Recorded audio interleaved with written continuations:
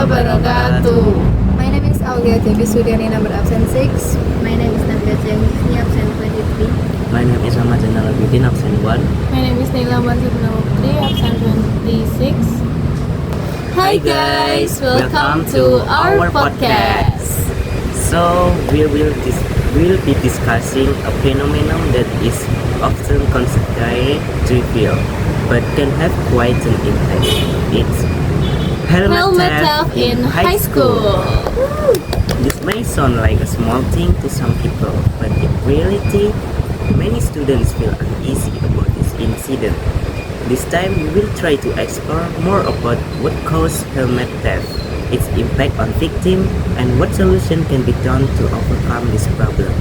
So, for those of you who are curious, keep listening to this podcast because there are many stories and insights that you might not expect. Let's start now. Okay, let's get acquainted with our two interviewers today. Hello Devi, hello Nabila. Finally, we can chat together here. How are you guys doing? I've also heard about the missing helmet incident in our school. What do you think this happens usually so often, and how do you guys react to it? Hello, I'm really happy that we finally got into your podcast. Our news is quite cool. Now for the topic, according to my knowledge, maybe because in the school exam, especially in the lowest class, there is no CCTV installed that is all over the storage area itself, so maybe that is also a factor and the problem is as for the protection itself, I think my friend are too used to it, so they won't be too surprised if one day there is an announcement or lost helmet. Yes, it seems that helmet theft from the 10th grade until to the 12th grade is have increased instead of subsiding. Maybe the loss of helmet is based on several factors, one of which is that there is no CCTV in the parking area and helmet storage. Given that this took place and where we leave our helmet, the school should install CCTV so that people who intend to steal the helmets are afraid or can be helped. Wow, your points are right. CCTV seems to be really important to prevent things like this, but here I'm curious. When talking about the predators, who do you think usually dares to take other people's helmets? I mean, we are in the same school. How come the culprit is also one of us? Is it possible that an outsider came in? What do you think? From turning to my friend, it is likely that the culprit is an outsider. I mean that for outsiders, yes, in the parking lot below us. Besides, there are several people who usually close the gate, so it's likely the culprit are studying too, maybe someone is money outside. I agree with Nabila, especially if you think about it, the helmet is not immediately used at the scene, right? Usually they put in their bag or take it to a safe place.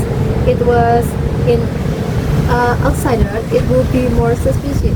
But in a so big school, we don't know all the students, so it's hard to pinpoint the culprit. Wow. Does this mean it's like an enemy in a blanket? It's scary to think about it like that. If it's like this, do you ever feel suspicious of someone? Or maybe there are certain signs that make you think, maybe this is the culprit.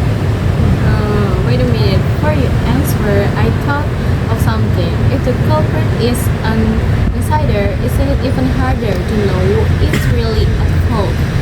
It's like we all see each other every day, maybe even talk to the culprit without realizing it. Do you think it makes the school atmosphere more uncomfortable?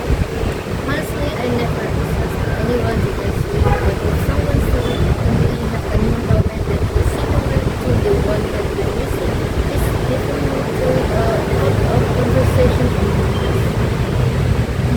Well, that's it. Sometimes that kind of talk can actually be boomerang for us. if we get the wrong suspicion, it can turn into slander.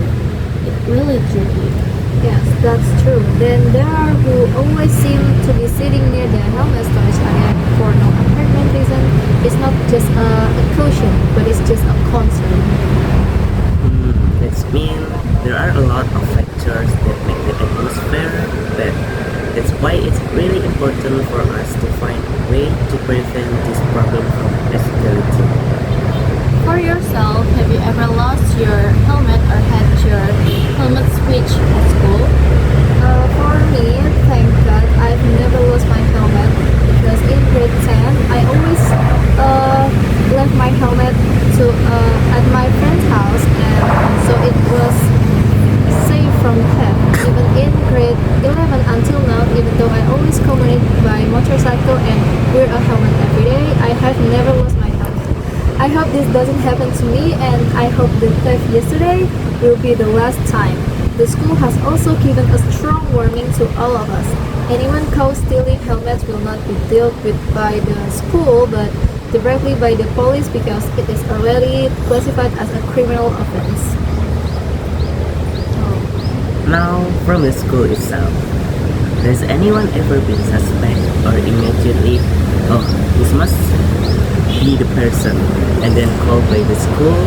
If so, have you ever known what the perpetrator did, or did the school immediately call the police like your statement earlier? If purpose were a suspect of being the perpetrator, I don't think there are any way realized evidence for example counting the person of the suspect.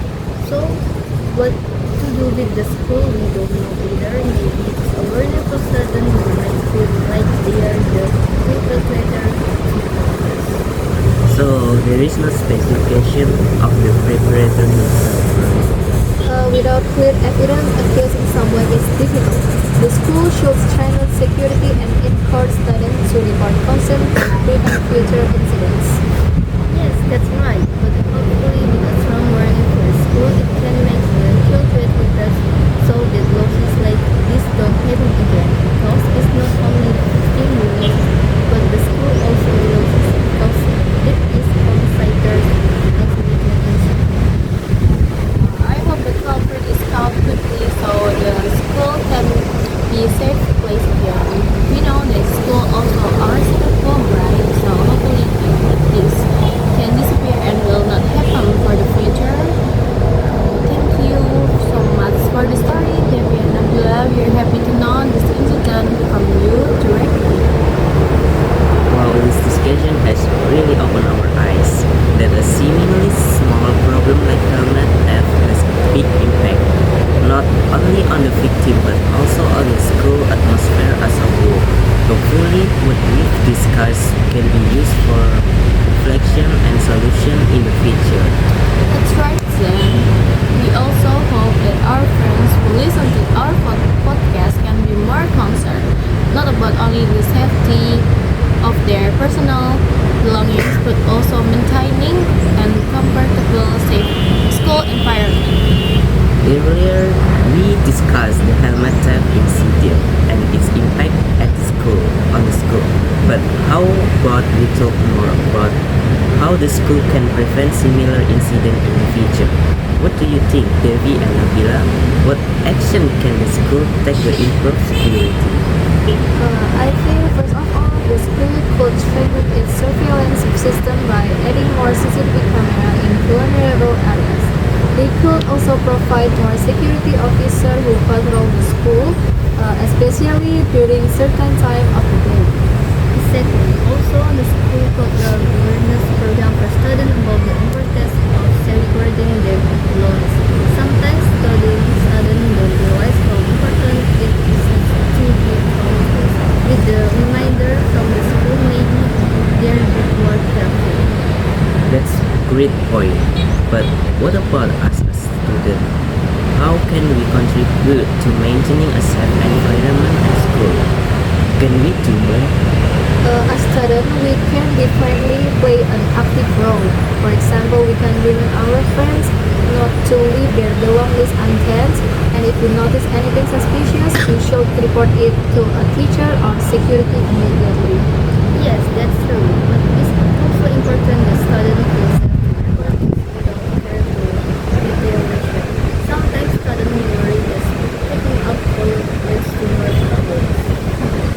That's a great point. So how can the school build trust between students and teachers so students feel comfortable coming forward with their concern, including issues like that?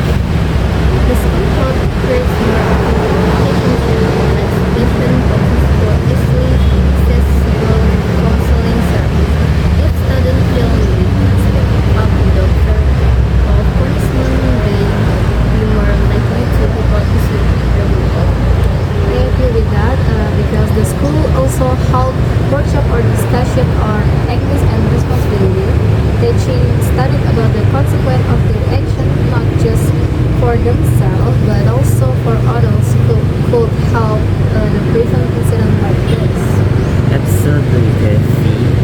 With better education on ethics and responsibility, we can reduce incidents like this. But even if something like this happens again, what steps should the school to take? The school should have clear protocols in place. For example, they should report the incident to authorities like the police if there is sufficient evidence. Also, they should meet with the victim parents to find a resolution together. And after such an incident, the school needs to make sure a student feels safe. For instance, giving a talk of students about the importance of keeping personal belongings secure and ensuring that the victim don't face any intimidation. Wow, there's actually a lot that can be done, both by the school and by us as a society.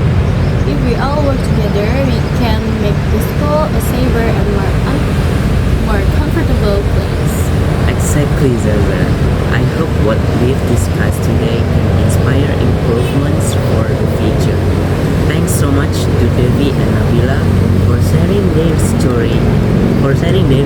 their insight and experience with us. Yeah, thank you, Devi and Nabila. We hope our listener found this discussion helpful. And for everyone listening, don't forget to follow our podcast. We will keep talking about interesting topic in the upcoming episode. See you in the next episode. Bye everyone. Stay safe and healthy.